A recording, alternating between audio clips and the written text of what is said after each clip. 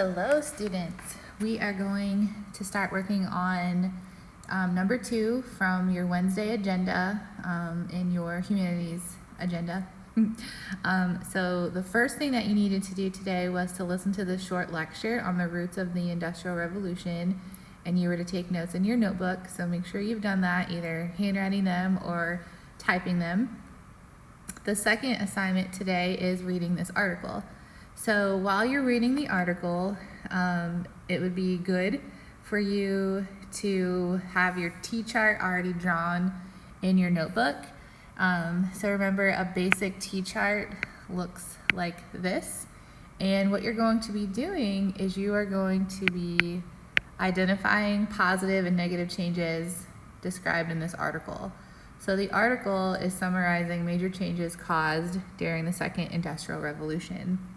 So as I read today this article, you can pause it and you can jot down your reasons in your T-chart and then just press play again, and so on and so forth until you finish listening to the article. So here we go. If you want to have this up on your computer and follow along, or if you want to be highlighting the hard copy that I gave you in class on Tuesday, make sure you have those out. So the article is titled, "How the Second Industrial Revolution Changed Americans' Lives" by Eric Miller. Technology has changed the world in many ways, but perhaps no period introduced more changes than the Second Industrial Revolution. From the late 19th to early 20th centuries, cities grew, factories sprawled, meaning they stretched out across the country, the cities, and people's lives became regulated by the clock rather than the sun. It was a tremendous transformation of people's lives, said Joshua B. Freeman, professor of history at Queens College and author of Behemoth, The Making of the Factory in the Modern World. Rapid advances in the creation of steel, chemicals, and electricity helped fuel production, including mass-produced consumer goods and weapons. It became far easier to get around on trains, automobiles, and bicycles. At the same time, ideas and news spread via newspapers, the radio, and telegraph. Life got a whole lot faster. So maybe pause here and identify any positive or negatives that we've read. If you don't think that if we've read any, then just continue listening. Next section is called Factory Jobs Were Grueling. It was an era when industrial growth created a class of wealthy entrepreneurs and a comfortable middle class supported by workers who were made up by immigrants and arrivals from America's farms and small towns. People are coming from rural backgrounds. Remember, rural means the country, like farming areas. Are coming from rural backgrounds who are used to self-directing their work, which is organized around the seasons and light, Freeman says.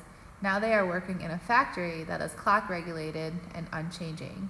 So think about farmers. Farmers get up really, really early to feed their animals, and then they work their land. So these farmers were used to working from sunup to sundown, and then through planting seasons. So coming into a factory probably was a huge change for these farmers because now they are working based on a clock. So they're going to clock in and clock out at certain times. So I'm sure that was a big change for them.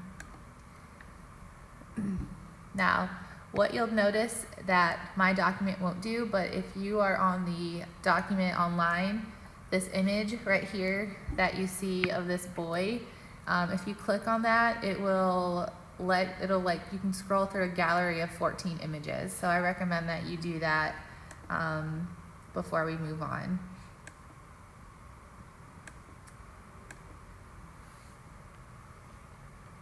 For many, the shift from rural to factory life was grueling, especially for children.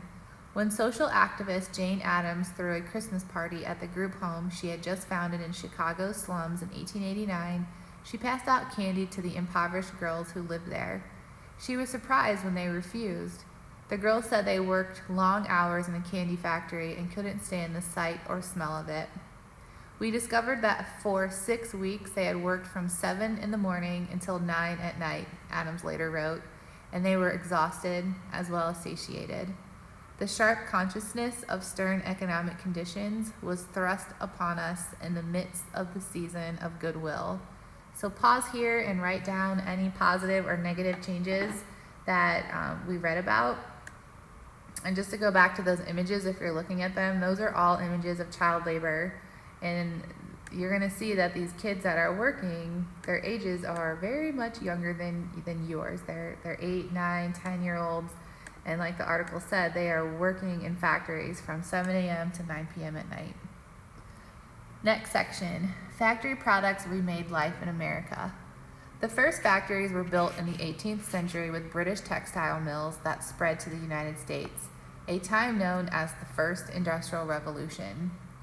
Then innovations in production line technology, material science, and industrial toolmaking made it easier to mass produce all kinds of goods that remade the American family and physical landscape. Factories produced sewing machines for home use, steel girders for skyscrapers, and railroad tracks that cut through the plains and mountains. Long-distance transportation networks connected by rail, steamship and canals opened new markets for farmers, factory workers, and bankers who could bring America's natural resources to a global marketplace. For the first time, goods from the American heartland could be shipped long distances, eliminating the need for local bartering systems. Again, pause here, add any positives or negatives to your T-chart, and then we will move on to the next section. The next section is called Railroad Expansion Alters the U.S. Landscape. Railroads were largely responsible for this great burst of economic production, according to Richard White, a Stanford history professor and author of Railroad 2001.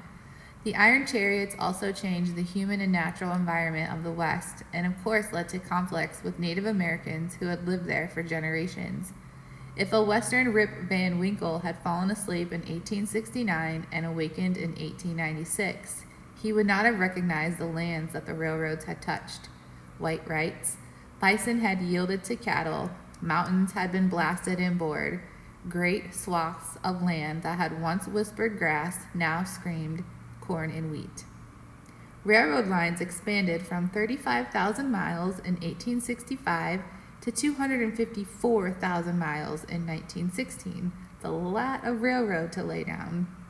Yet after World War I, the railroad would be replaced by the automobile. With his emphasis on vertical integration of parts and assembly line manufacturing, Henry Ford was its king. At its peak, the Ford Motor Company factory in Michigan employed 40,000 workers under one big roof. While some historians quibble over the exact boundary between the first industrial revolution that began in the mid-18th century and the second that started around the mid-19th century, a primary difference is that the second saw the beginning of mass production in manufacturing and consumer goods. So that's an important point to make here. So go ahead and pause if you need to add anything to your T-chart, to your positive and negative changes. The next section is called Household Goods No Longer Homemade. Household items like soap, butter, and clothing that used to be made at home started being made in factories as well, and factory workers, including women, then had the money to buy these products. At the same time, all kinds of goods became standardized for the first time, according to Priya Satia, a professor of international history at Stanford University. For example, industrial standardization marked an evolution in the arms industry, said Satia, author of Empire of Guns, The Making of the Industrial Revolution. You could produce all the parts of a gun and assemble any set and make a gun, Satia says. The advantage is that you are out in the field and something goes wrong, someone can send you that part and fix it without having to redo the entire gun. The changing world of the Second Industrial Revolution also led to fears by social critics about the loss of freedom, autonomy, and independence that is replaced by boredom, repetition, and toil, according to Freeman. Early 20th century films like Fritz Lang's sci-fi dystopia Metropolis or Charlie Chaplin's assembly line comedy Modern Times captured the fear of the factory worker as a human robot. Ford is a great hero, Freeman says, but the other side of the coin is a nightmarish vision of the factory as Satan's province. The Second Industrial Revolution ended just before World War I, historians say. It has been followed by the Third Industrial Revolution, in which digital communications, technology, and the internet changed how we transmit information, do business, and interact with each other. Some argue we are now entering a fourth industrial revolution in which robotics, artificial intelligence, autonomous vehicles, and biotechnology are changing our concepts of both life and consciousness. The trajectory of this phase of human development must wait for future historians to write. And that is the end of that article. So again, make sure that you have your T-chart. Again, I drew it at the beginning, but remember your T-chart in your notebook should just have a list of positive and negative changes described in the article. I would probably say just have about 3 or 4 on each side. That should be good enough. Okay, after you get done with this article and your T-chart, you can move on to the industrialization. What you're going to do next is you are going to turn in all of your notes from today. So all the notes that you took from the short lecture and your T-chart from reading this article, you're going to submit it on UC to the assignment titled Group A. So that means you might have to take a picture if you handwrote your notes. But if you did a Google Doc, you can totally just submit those to UC pretty easily. After you do that, the next assignment will be the 9/11 activity. I will have a separate read aloud for that assignment. Have a good day.